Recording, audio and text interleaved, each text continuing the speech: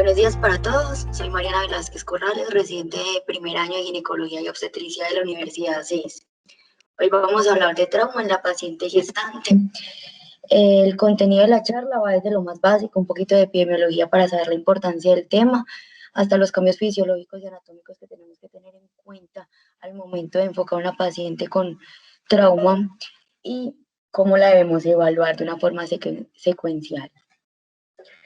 Hablando un poco de la epidemiología, 1.5% de las mujeres admitidas por trauma están en embarazo. Es la principal causa de muerte materna de origen no obstétrico. Y heridas por trauma complican 1 de cada 2 embarazos.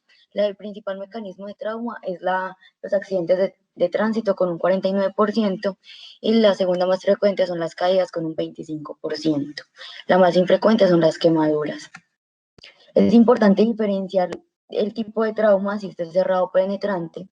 En el trauma cerrado, la pared abdominal, el miometrio y el líquido amniótico actúan como amortiguadores y debemos de buscar en la paciente signos posibles de trauma uterino. Es importante tener en cuenta que el feto puede verse implicado en un trauma directo, ya sea por un golpe directo en el útero o un trauma indirecto, como son los mecanismos de aceleración, desaceleración y contragolpe. En el trauma penetrante, el crecimiento del útero protege las vísceras. La densidad de la musculatura, el líquido amniótico y el feto son quienes absorben la energía por lo general. Por esto, en este tipo de trauma hay un muy buen desenlace materno, pero un pobre desenlace fetal. Se ven representados de la siguiente forma: el 91% de los traumas son cerrados y solo el 9% son penetrantes. De estos, la mayoría son por heridas de arma de fuego de carga única. Como ya lo dije, el principal mecanismo son los accidentes de tránsito, por eso siempre es importante indagar si la paciente llevaba cinturón de seguridad o no. No usarlo aumenta el riesgo de parto pretérmino y la muerte fetal. El cinturón de 2 puntos, como el que hay en los aviones y en los buses, produce más abrupción de placenta y ruptura uterina, mientras que el cinturón de 3 puntos, que es como el que vemos en la imagen, tiene 3 puntos de fijación, es el más seguro y reduce el riesgo fetal de trauma, tanto directo como indirecto. En nuestro medio es importante hablar de la violencia de género intrafamiliar, ya que esta representa gran número de casos en nuestra población y siempre debo sospechar, buscar los indicadores, que es una paciente que tenga una historia que no sea consecuente con las heridas que tiene, una acompañante que no quiere dejarla sola, ideas suicidas, depresión, y siempre que lo sospeche debo denunciar. Esta es una gráfica que nos tiene el Instituto Nacional. Entre el 2012 y el 2017 hubo 433.000 reportes de violencia de género intrafamiliar. De estos, el 5.9% eran mujeres en embarazo, que representaban 25.412 casos, que es un número considerable e importante. También es importante tener en cuenta al momento de enfocar nuestro trauma, los cambios fisiológicos que se dan en el embarazo. Estos son fisiológicos y anatómicos. En la anatomía encontramos que el útero está intrapélvico hasta la semana 12. La placenta es poco elástica y es muy sensible a las catecolaminas, y la placenta también tiene un alto flujo sanguíneo, lo que representa una fuente importante de hemorragias. Las fracturas pélvicas se pueden llegar a asociar a lesiones intracraneanas severas en el feto. Los intestinos son desplazados hacia el fálico por el útero, se protegen en el trauma cerrado.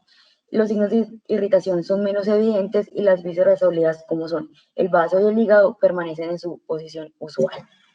En cuanto al volumen sanguíneo y su composición, hay un aumento de plasma a partir de las semanas 6 y 8, produciendo una hipervolemia del embarazo. Eso nos lleva a que la paciente pueda perder entre 1.200 y 1.500 mililitros antes de presentar signos y síntomas de hipovolemia, lo que es muy importante. Hay alteración en los tiempos de coagulación. Recordemos que nuestras maternas tienen dímero D aumentado, fibrinógeno aumentado, TP y TPT y plaquetas disminuidos, lo que las hace más susceptibles a una coagulopatía. En cuanto a los factores hemodinámicos, hay un aumento del gasto cardíaco de 1 a 1.5 litros, la frecuencia cardíaca está aumentada de 10 a 15 latidos, hay una disminución tanto de la presión diastólica como sistólica, y a partir de la semana 20 el útero alcanza la altura de la vena cava inferior, llevando a una compresión aorto-cava, lo que hace que la precarga se disminuya en un 10 al 30%. En cuanto al sistema respiratorio, un aumento de la ventilación por minuto, llevando a una hipocapnia con una presión de CO2 de 30 milímetros de mercurio y a un aumento del consumo de oxígeno por parte de los tejidos, por lo que debemos asegurar una saturación mayor del 95%. Además, las vías aéreas son friables y matizadas. Y hay una elevación del diafragma de 4 centímetros, lo que debemos de tener en cuenta en caso que nuestra paciente requiera un tubo a tórax. En cuanto a los paraclínicos, vuelvo nuevamente a hacer un énfasis en el fibrinógeno. En la población general se encuentra de 150 a 400, en las embarazadas de 400 en adelante. Entonces nos tiene que llamar la atención cualquier valor por debajo de 200, debe ser una bandera roja. Vamos a basarnos en las guías de la ATLS, que como bien sabemos, es un libro que soporta pues todo el manejo de trauma en la población general y también tiene un apartado pues en la población materna. Ellos nos dan 9 pasos que se deberían hacer de manera simultánea y secuencial y nos vamos a enfocar a partir del tercer paso, que es cuando ya llegaría a nuestro servicio hospitalario.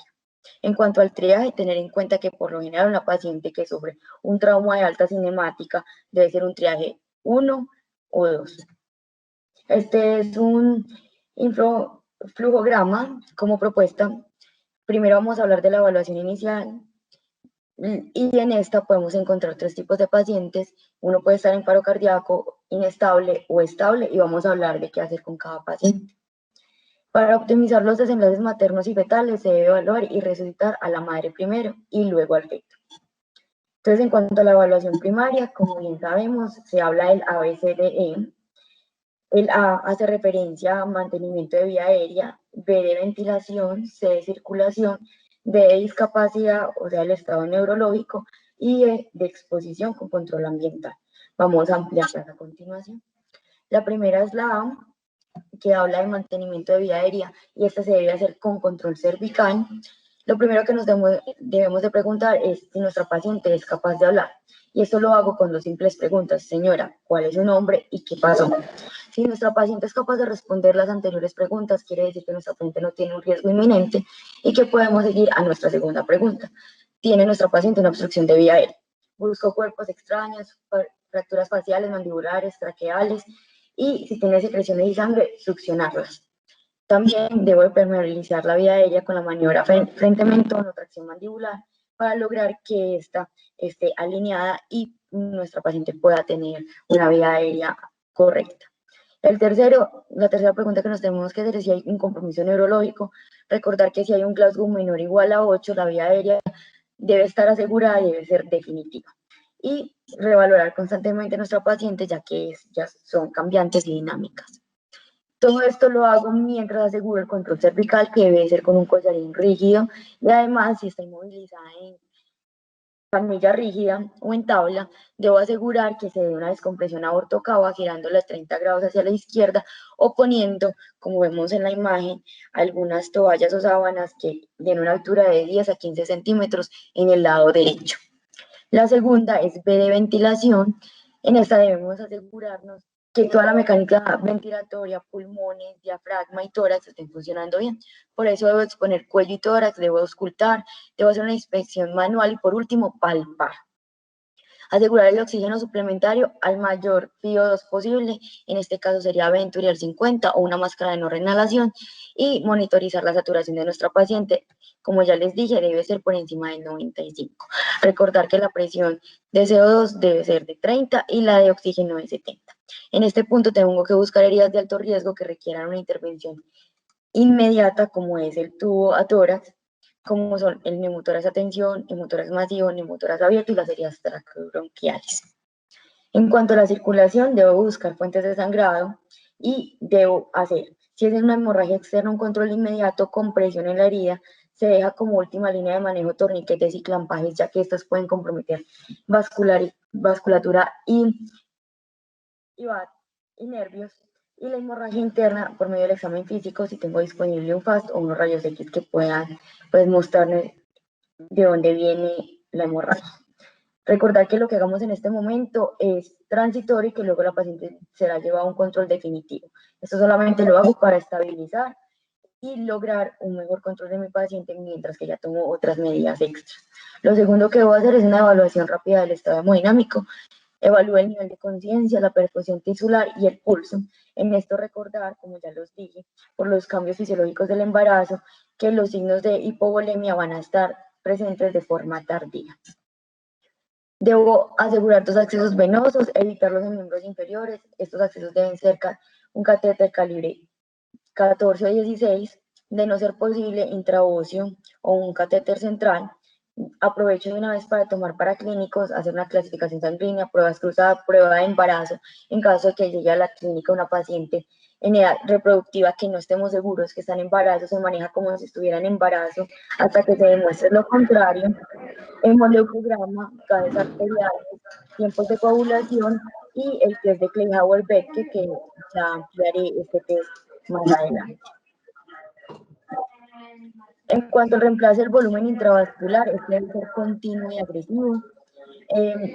Se ponen cristaloides intravenosos, el volumen inicial debe ser de 1000, deben estar calientes con una temperatura de 37 a 40 grados. Si la paciente no responde rápidamente, debe iniciar como derivados con un protocolo masivo de transfusión en una proporción 1-1-1. El ácido tranexámico lo recomiendan en las primeras 3 horas y vasopresores como último recurso, ya que estos pueden comprometer la circulación fetoplacental. Cabe resaltar que en los últimos años se ha hablado mucho de la reanimación hipotensiva. Esta está contraindicada en la población materna, ya que puede comprometer rápidamente el bienestar vital, pero sí se habla de hacer una reanimación materna guiada por frecuencia cardíaca fetal. Es decir, si tenemos un bloqueo a la mano, que en la clínica lo tenemos, deberíamos de iniciar a auscultar fetocardia lo más pronto posible, y si esta está bien y no está haciendo desaceleraciones, debo de controlar el volumen de líquidos que ponga, ya que esto puede, pues un volumen alto puede llevar a una coagulopatía o un edema pulmonar, que es lo que se busca evitar con la reanimación hipotensiva. Entonces, nuestra paciente podemos hacerla guiada por fetocardia desde que nuestra paciente tenga unos signos vitales estables o adecuados o en metas, y nuestro bebé tenga una fetocardia adecuada. El volumen sanguíneo que busco reemplazar tiene como metas un INR de 1.5 o menor. Si este persiste elevado, debo de usar plasma fresco congelado, 2 a 4 unidades. Tener en cuenta que estas categorías en embarazo, pero como estamos frente a una paciente que está en inminente riesgo, el beneficio aún es mayor que el riesgo. Las plaquetas por encima de 50.000 y el fibrinógeno por encima de 200. Como ya les había dicho, el fibrinógeno en las maternas debe estar más alto que en la población general. En la población general se tolera hasta 150. Y como ya lo habíamos denunciado, evitar la compresión aortocava con la tabla rígida girada hacia los 30 grados, o podemos hacerlo de forma manual, girando el útero hacia la izquierda. La de discapacidad es evaluar neurológicamente a nuestra paciente, pupilas y respuesta, qué tamaño hay. Lo hacemos con la escala de Glasgow, que es un método rápido, simple y objetivo de determinar el nivel de conciencia y tiene correlación con el desenlace. Una escala de Glasgow alterada puede hablarnos de una herida directa en el sistema nervioso central o una hipoperfusión. En ese caso debo reevaluar el ABC. Otras alternativas que pueden alterar el Glasgow es la hipoglicemia, alcohol o drogas. Tener en cuenta que la escala de Glasgow evalúa 3 parámetros. Es la mejor respuesta ocular, verbal y motora. La mejor calificación es 15/15 y la peor calificación sería 3 de 15. La última, pero no menos importante, es la exposición y el control ambiental. Debo desvestir por completo a la paciente, buscar heridas en región anterior, posterior y en extremidades, en lugares que no hayamos evaluado con anterioridad, ya que no eran primordiales. Lo debo cubrir con mantas térmicas y asegurar que sigan pasando líquidos tibios, ya que la hipotermia puede aumentar la mortalidad de mi paciente. Durante este momento, si tengo un monitor, puedo hacer monitoreo de frecuencia cardíaca, saturación, temperatura, un electrocardiograma con 3 derivadas, gasto urinario lo podemos comenzar a cuantificar desde este momento, gases arteriales y la sonda nasogástrica, teniendo en consideración que cualquier paciente materna se considera con estómago lleno. Siempre que no retrasen la reanimación y la remisión, puedo usar imágenes diagnósticas como rayos X de tórax, de pelvis, hacer una evaluación ecográfica enfocada al trauma o FAST, y también hablan en las guías ATLS del lavado peritoneal diagnóstico, pero este no se recomienda y está en desuso. El FAST es una evaluación ecográfica enfocada al trauma Es pertinente en cualquier paciente que esté inestable hemodinámicamente, se hace para excluir hemorragia intraabdominal, tiene una sensibilidad del 80 al 85% y una especificidad del 98 al 100%. Como ya lo dije, el paciente de elección sería el paciente que esté inestable. Si es positivo, debe ser llevado a una laparotomía emergente. Por el contrario, un paciente que esté estable sería un paciente que no es candidato a este, ya que independiente si es positivo o negativo, pues se considerará si va a ser llevado a una imagen, que en este caso sería la elección, la tomografía. En el contexto que estemos en una evaluación primaria y estemos frente a un paro cardíaco, este se atiende como cualquier otro código azul. Tenemos que tener preparados los equipos de cesárea y toracotomía, y en este es muy importante tener en cuenta que voy a identificar y tratar la causa subyacente del paro, que podría ser en el contexto de un trauma, una hipovolemia, una hemorragia, una hemotorax de tensión, cualquiera de estas. Hablamos de cesárea perimortem cuando la reanimación no es exitosa después de 4 minutos. Es la recomendación dada por la COC, la Academia Americana del Corazón y las guías IF. Y que esta se debe hacer solo en embarazos mayores a 23 semanas o la viabilidad pactada por el centro de atención en el que se esté, o cuando el útero esté por encima del ombligo. La pregunta es por qué se hace por encima de los 4 minutos. En este estudio se hizo en 38 cesáreas perimortem, solo de esas 8 fueron en pacientes politraumatizadas, pero se demostró que si se hace en los primeros 5 minutos hay un mayor índice de retorno a la circulación espontánea. Adicional, en los primeros 5 minutos el desenlace fetal es mejor porque no tiene casi secuelas neurológicas. Posterior de los 5 minutos hay una menor retorno a la circulación espontánea y mayor secuelas neurológicas en el neonato. En cuanto a la evaluación secundaria, esta la haríamos solamente cuando nuestra paciente esté estable. Tendríamos que ampliar la historia clínica, saber a qué es alérgica, qué medicamentos usa, patologías, última comida, cómo fue el evento, edad gestacional, la fecha probable de parto y qué complicaciones ha tenido durante el embarazo y medicamentos ha tomado en este. Es importante indagar el mecanismo del trauma, si es un trauma cerrado, saber en qué parte del cuerpo fue para buscar en esta parte signos y síntomas. Si es un trauma penetrante, saber si fue por herida cortopunzante o por arma de fuego y qué regiones compromete, si es área toracoabdominal y abdominal. Recordemos que en los pacientes gestantes, por el ascenso del útero, la región toracoabdominal se ve mucho más reducida, y si es trauma térmico, ¿qué lo causa? Súper importante para clasificar nuestro manejo y nuestra conducta de la paciente estable es saber la cinemática que tuvo. Las cinemáticas de alto riesgo son aquellas que implican muertos en la escena, más de 60 kilómetros por hora, en escenario carro-moto o carro-peatón, caída mayor de 3 metros. Ojo, voy a hacer acá un énfasis importante porque es una consulta muy usual que las pacientes lleguen porque se cayeron desde su propia altura o porque se cayeron por las escaleras. Estos no son cinemáticas de alta energía, por el contrario, tienen que ser mayores a 3 metros. Si está el signo del cinturón, como lo vemos en la imagen, que es cuando el cinturón de seguridad queda improntado en la piel, si hay desastres naturales o quemaduras de alto riesgo. Al examen físico, nuevamente tenemos que evaluar a nuestra paciente de la cabeza a los pies. Recuerden que esta es una evaluación secundaria. En la primaria nos enfocamos en el ABC y en las heridas que son visibles, mientras que en esta secundaria vamos a buscar aquellas que no hemos visto. Voy a hacer énfasis en abdomen y pelvis, perineo, recto y vagina. Y también nuestro segundo actor, el septo. En abdomen y pelvis, lo más importante es buscar heridas que tengan una intervención inmediata. No tenemos que identificar una lesión específica, sino saber qué vamos a hacer con esa lesión. Debe ser valorada tempranamente por cirugía y buscar signos como equimosis o dolor persistente. Tener en cuenta que los traumas pueden ser cerrados o penetrantes. Si son cerrados y la paciente está estable, puede ser llevada a imagen. Si está inestable, debe ser llevada a cirugía inmediatamente. Si es penetrante, tener en cuenta que si es por arma de fuego, casi siempre va a tener que ser evaluada en cirugía. Si es por cortopunzante, lo evaluaremos según estabilidad.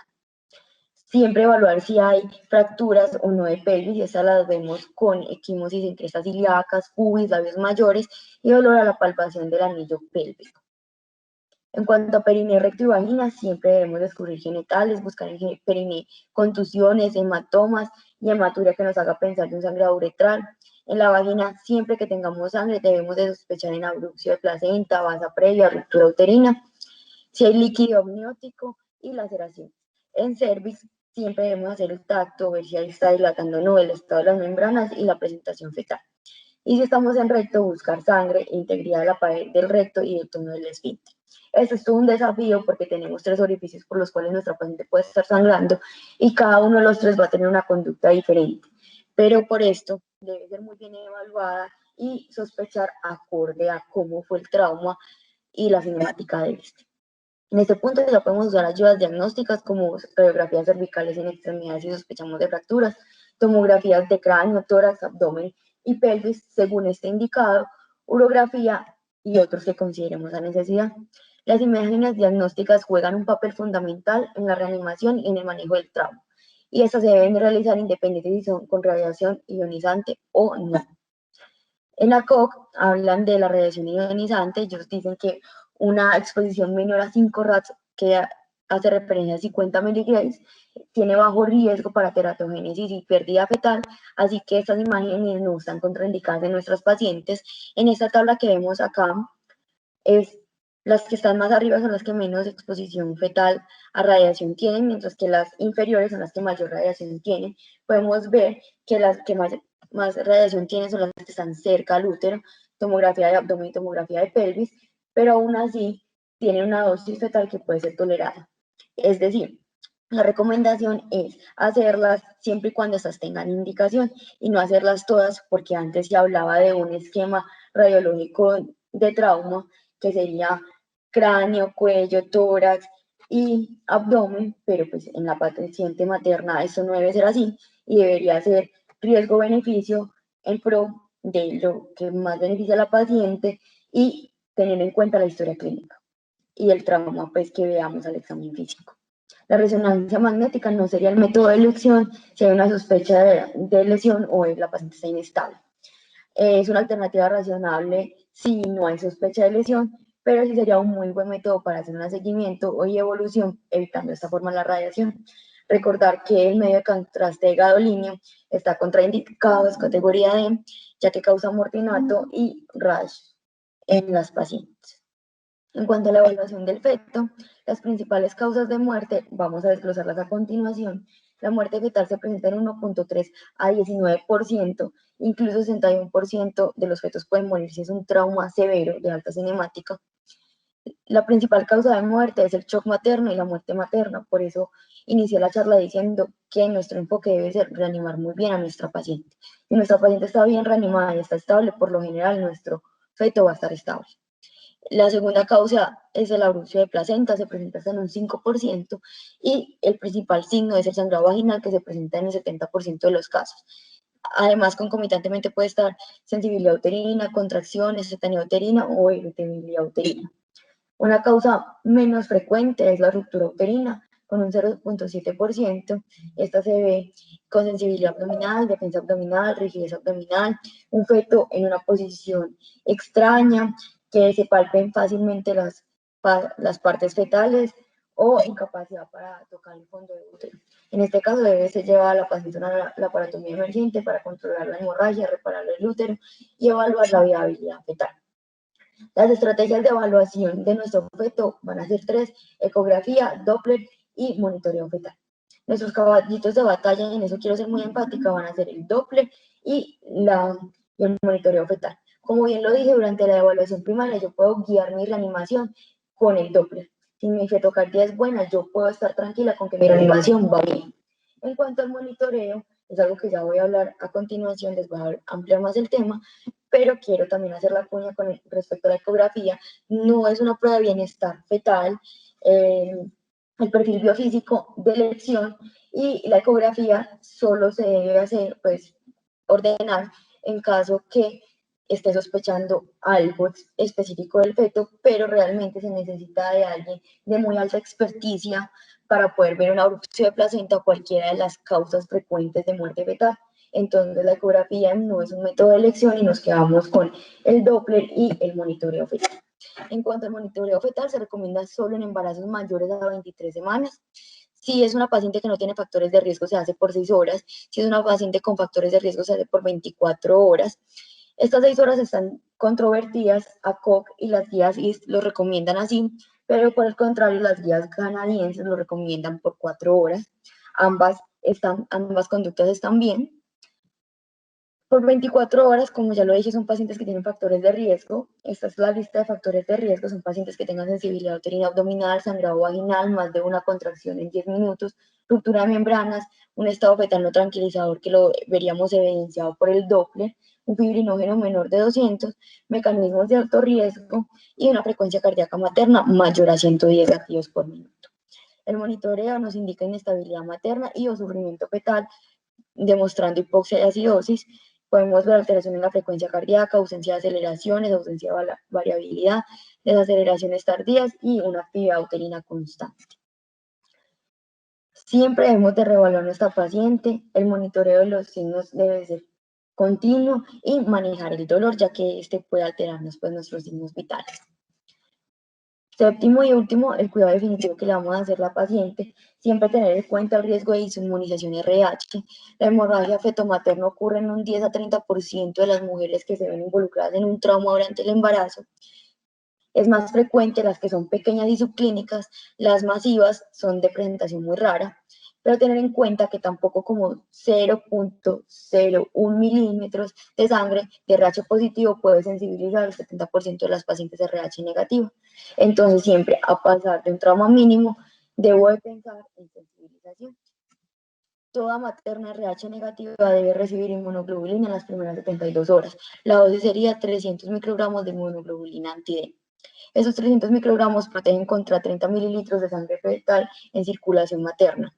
En la mayoría de casos, o sea, más del 90%, tienen estos menos de 30 mililitros, o sea que el 90% de nuestras maternas se ven cubiertas con esta dosis.